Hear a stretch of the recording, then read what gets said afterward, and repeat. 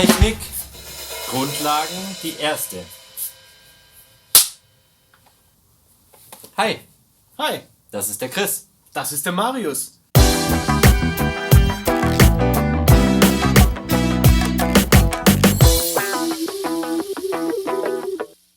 Gemeinsam erklären wir dir heute die Grundlagen der Fußtechnik. Und der Handtechnik. Perfekt. Legen wir los mit der Fußtechnik? Ja. Alles klar, Marius, erzähl mal. Gut, also zuerst, wie in der letzten Lektion schon gesagt, achten wir auf die Grundposition. Ich wiederhole nochmal.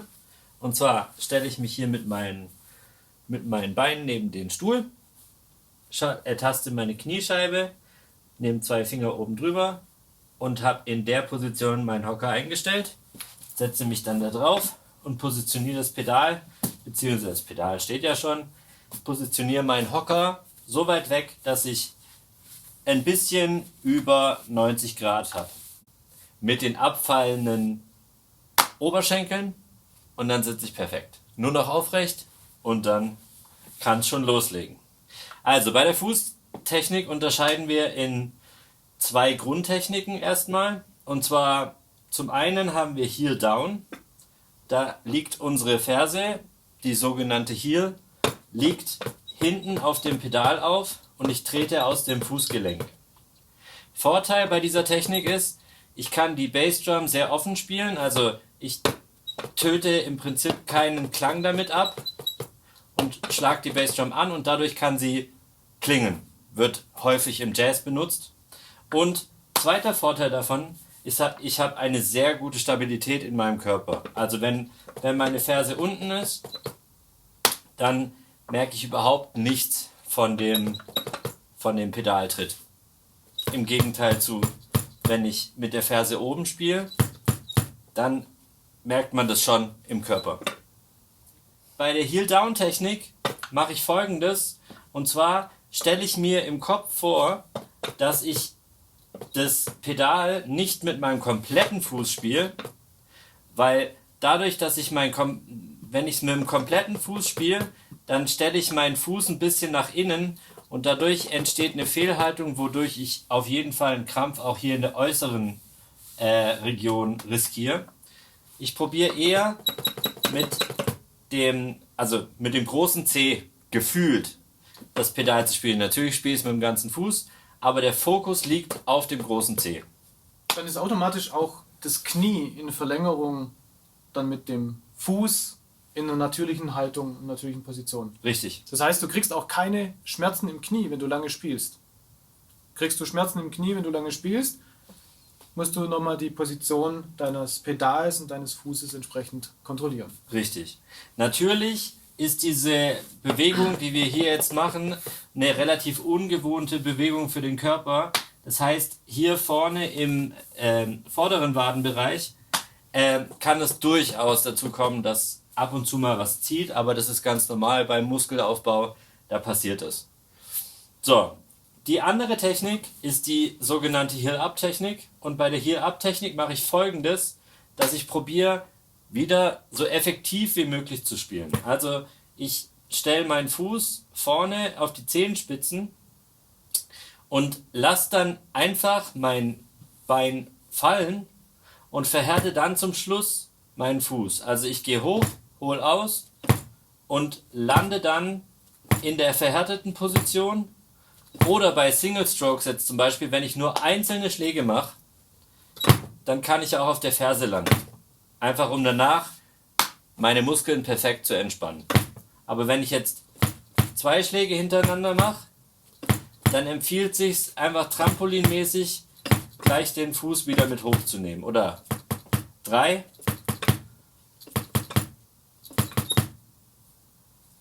Einfach im optimalen Sinne 3-mal hintereinander den Fuß zu heben. Mit meinem Knie mache ich Folgendes. Ich sage meinen Schülern auch öfter mal, dass sie versuchen sollen, mit dem Knie zu spielen, weil dadurch entsteht Folgendes, dass die Kraft nach vorne geht. Also wichtig ist, dass wir die Kraft nicht von oben nach unten spielen, sondern mehr die Orientierung nach vorne haben sollten. Also ich nehme mein Knie, hebe es an Und dadurch, dass ich dann mein Knie anhebe und fallen lasse und ich die Kraft dann nachher auf meinem Fußballen sammle, orientiert sich die Kraft immer nach vorne. Und so habe ich wirklich richtig viel Power in meinem Schlag, aber wiederum sieht man jetzt gerade an dem Pad unten, ich bleibe am Fell und töte sozusagen den Klang von der Bassdrum ab. Das ist hervorragend dafür, um kurze, powervolle Schläge zu machen. Sollte ich jetzt aber Jazzschläge, also leichte Klänge machen, dann spiele ich Heel Down. Für alle Musikrichtungen, die etwas leiser sind, wo viel Kontrolle gefordert ist, bietet sich Ferse unten, also Heel Down, an. Für lautere Sachen, wie zum Beispiel Rockmusik oder Heavy Metal, ist es cool, wenn die Ferse oben gespielt wird und man dadurch die maximale Power ausnutzen kann. I got the power. Was Marius noch vorher erwähnte, ist mit dem, stell dir vor, das ist ja das Fell, stellvertretend hier dieses Pad. Es gibt zwei Möglichkeiten, entweder nach einem Schlag bleibst du mit deinem Schlägel hier am Fell dran und gräbst es so ein bisschen ein. Eine Möglichkeit, oder aber nach dem ausgeführten Schlag lässt du wieder locker, sodass der Schlägel sich vom Fell wieder ausreichend weit weg bewegt. Beide Optionen sind möglich, je nachdem, was du für einen Klang möchtest. Ich empfehle immer, eigentlich wegzugehen wieder vom Fell, dass das Fell möglichst schwingen kann, dass man einen natürlichen Klangcharakter hat. Die Gefahr ist, wenn man am Fell dran bleibt und nicht ausreichend genug randrückt, dass es dann durch den Rebound zu ungewollten Doppelschlägen kommt. Richtig. Ein Vorteil tatsächlich, den ich auch nutze, wenn ich jetzt zum Beispiel dran spiele, ist, wenn ich abwechselnd mit meinen Füßen spiele, also zum Beispiel auch die Hi-Hat währenddessen trete, dann nutze ich den Abstopper, der natürlich dafür sorgt, dass der Klang nicht so gut ist von der Bassdrum, also das offene Klingen, nutze ich diesen Abstopper dafür, um mein Gleichgewicht zu halten. Was ich aber zum Beispiel problemlos bei der Heel-Down-Technik so oder so könnte. Also ich nutze dieses Dranbleiben dafür, um Gleichgewicht zu haben für den linken Fuß. Ohne dass es meinen Körper großartig erschüttert. Dafür nutze ich das. Das heißt, beim Spielen von der Bassdrum, egal mit welcher Technik, ob du mit der Ferse unten, Heel Down, oder mit der Ferse oben, Heel Up spielst, ist es wichtig, dass du immer in einer guten Stabilität und in einer guten Position bist mit deiner Hüfte, sodass du nicht zur Seite kippst, nach vorne oder nach hinten kippst. Das ist ganz wichtig. Richtig. Haltung allgemein beim Spielen. Genau. Und dann nochmal zur Erinnerung, was Marius erwähnt hatte, wenn du mit Heel Down spielst, ist es einfacher, weil du immer einen fixen Punkt mit der Ferse hast und bist immer stabil. Dann kannst du immer spielen. In der quasi auch Ruheposition heraus. Wenn du Ferse oben spielst, achte darauf, dass du nicht überkippst und aus dem Gleichgewicht kommst, dass die Hüfte da immer auch in der Stabilität ist. Perfekt. Gut, das waren die Grundlagen von der Fußtechnik. Dann gehen wir jetzt zur Handtechnik über. Wie in den vorherigen Videos erklärt, beginnen wir mit der Grundhaltung. Und am einfachsten die Grundhaltung zu finden, ist es zunächst, wenn wir die richtige Sitzposition haben. Die hat Marius schon erwähnt. Also wir schauen, dass wir die richtige Höhe haben. Nochmal hier Knie, Scheibe, 2 Finger. Da sollte ungefähr die Sitzfläche sein, in dieser Höhe. Wir platzieren uns auf dem Hocker, stellen die Beine in die natürliche Position. Und wenn ich jetzt die Arme einfach mal nach unten hängen lasse, die Schultern sind locker, Ellbogen, Arme, alles ist locker, dann bist du in der natürlichen Armposition. Und wenn du mal von oben nach unten schaust, dann siehst du, dass die Hand nicht parallel zu den Beinen verläuft, sondern die Hand ist so leicht eingedreht. Das ist eine natürliche Position. So, nun lässt du die Schulter locker, die Ellbogen locker und bringst mal den Unterarm mit den Händen zusammen einfach parallel zum Boden. Der Ellbogen bleibt, wo er ist, die Schulter bleibt locker. Dann siehst du, dass hier die Hand auch leicht immer noch abgewinkelt ist.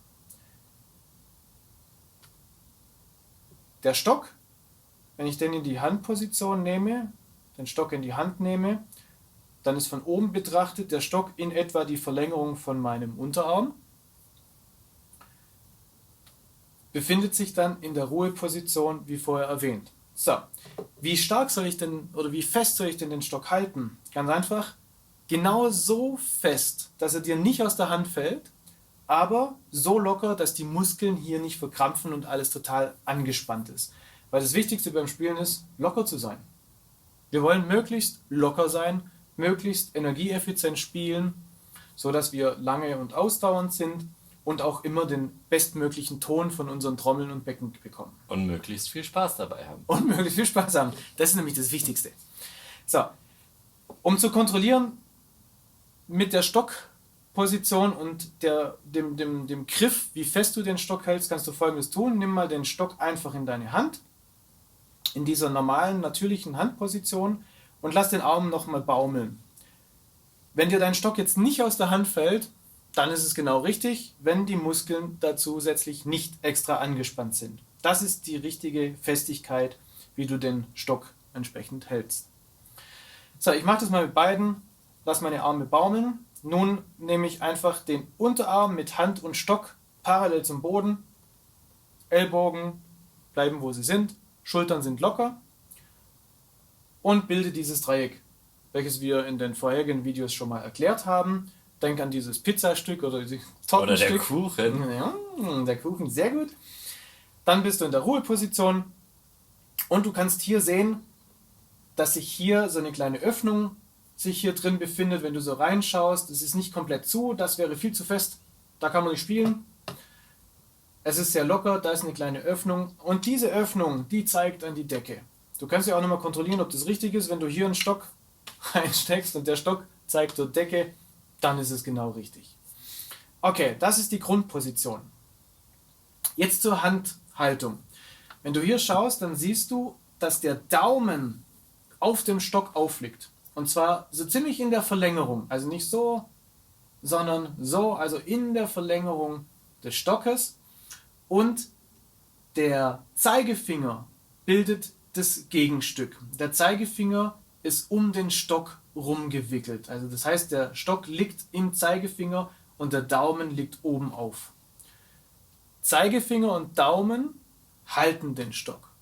Und die anderen Finger, die unterstützen die Haltung und dienen auch dazu, um zum Beispiel Fingertechnik und Spieltechniken ausführen zu können. Das heißt, nochmal, Daumen und Zeigefinger sind der Fixpunkt. Um diesen Fixpunkt herum schwingt der Stock. Und die anderen Finger unterstützen die Stockbewegung, je nachdem, welche Spieltechnik du ausführst. Fassen wir zusammen. Haltefinger und Führungsfinger. Haltefinger, Führungsfinger. Perfekt. So, nun bin ich in der richtigen Grundposition. Ich habe die richtige Stockhaltung. Nun mache ich den ersten Schlag. Wichtig ist ja immer locker zu spielen. Und der einfachste erste Schlag ist der sogenannte Tap. Ein Tap-Schlag, der kommt aus dem Handgelenk und leicht aus dem Unterarm und wird einfach so ausgeführt. Das heißt, du hebst den Stock an, zusammen ein bisschen mit dem Unterarm und führst dann die Hand mit dem Stock wieder nach unten und kehrst zurück in die Ruheposition. Nicht auf dem Practice Pad oder auf dem Fell aufliegen lassen, sondern immer wieder zurückgehen. Und wenn du so einen Schlag ausführst, dann merkst du, dass der Stock ja zurückhüpft vom Fell oder vom Practice Pad. Und genau diese Bewegung nutzt du aus. Also du machst den Schlag, der Stock hüpft zurück und du hältst ihn dann einfach in der Ruheposition wieder fest. Also ich mache mal den Grundschlag, den Tap mit der rechten Hand und jetzt mit der linken Hand. Das ist die Grundhaltung, die Grundstockhaltung und die grundlegende Handtechnik, die wir beim Schlagzeugspielen brauchen. Perfekt. Da habe ich nichts hinzuzufügen. Ich auch nicht. Super. Viel Spaß beim Üben.